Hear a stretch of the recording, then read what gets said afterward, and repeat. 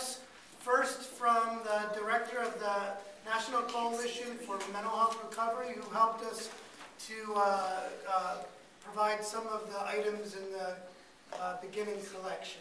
So, Lauren Spiro. I want to make sure that you all see a straitjacket that we collected from a state hospital, mental hospital in Pennsylvania, over here. And over here we have a certificate for an African American who was in an asylum. And the reason they were there, you can read it right here, is because they wanted freedom. Today, the U.S. government, through SAMHSA, the Substance Abuse Mental Health Services Administration, formally recognizes, our history as an oppressed people and honors our struggle for dignity and human rights. In 2007, when the National Coalition received a modest contract from SAMHSA to identify and collect artifacts from the movement for social justice of individuals with psychiatric histories, there was a lot of excitement around the country. And many people shared with us their groundbreaking accomplishments at the local, state, and national level.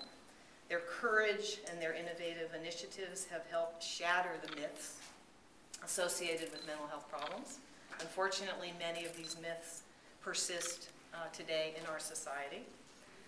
Our vision is that this exhibit, this beautiful space, thank you, SAMHSA, and Kathryn, follow, will develop into a rich space where people from all walks of life can learn about the impact of mental health oppression and our collective fight for justice, dignity, and a full life in the community.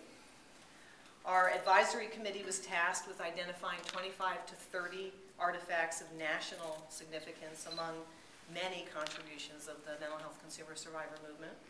For centuries, people have cried out for help, for human connection in creative and sometimes unusual ways.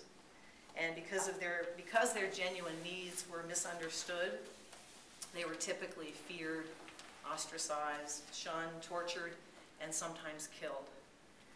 Their lives and their journeys of tenacity, of courage, of passion, of struggling against great forces are honored today.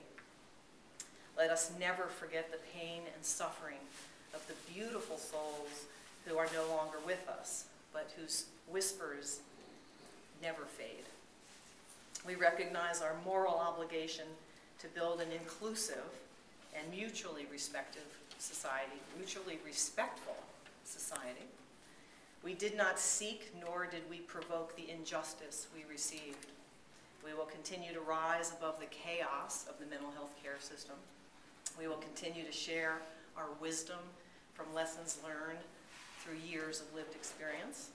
Our past and our present will serve as our beacon of hope for our future in a more just and inclusive society. Lastly, we've come to realize it's our time. We shall continue to work our way into the rooms where decisions are made and resources are allocated. We shall continue our battle for life, liberty, and the pursuit of happiness. We shall continue to proclaim, you can join me if you want, nothing about us without us.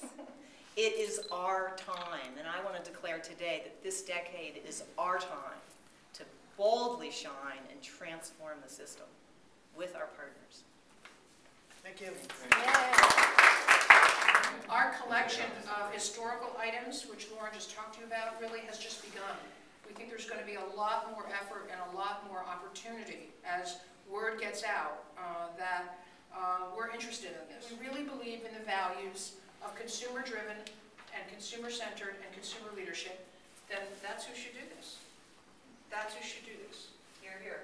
You know, we shouldn't be speaking for people. You should be speaking for yourselves. And therefore, making those kinds of decisions and getting the materials and depicting significant events in this history is most important as you see it and through your eyes.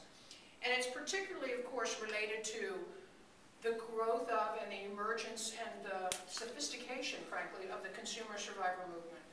And it really it's refreshing and it's compelling and it's exhilarating history. Even though there's a sadness to it sometimes, even though it's tragic sometimes, there is a sense of movement forward and progress and hope that I think you really all teach teach us all the time. It is up to us, and in particular to all of us as consumers, to continue to lead during these times of change, to determine, and in fact to write tomorrow's history. Ready? Set? Go. All right.